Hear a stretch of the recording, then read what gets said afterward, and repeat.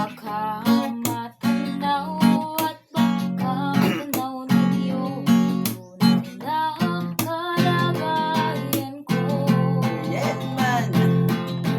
Tao po, nandyan po ba kayo sa loob ng malaking bahay at malawak na bakuran? Mataas na pader, pinapalikiran at nakapilang mga mamahaling sasakyan. Mga patay na lang imulong na gulong, wala namang kasal pero marami ang nagkabaro.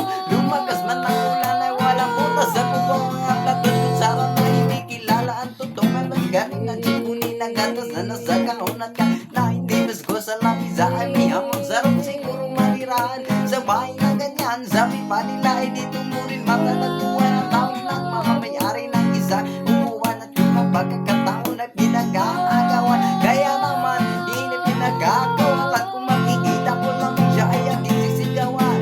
Oo, na nakaupo, subukan nyo namang tumayo at baka matanaw at baka matanaw ninyo na kalagayan ko.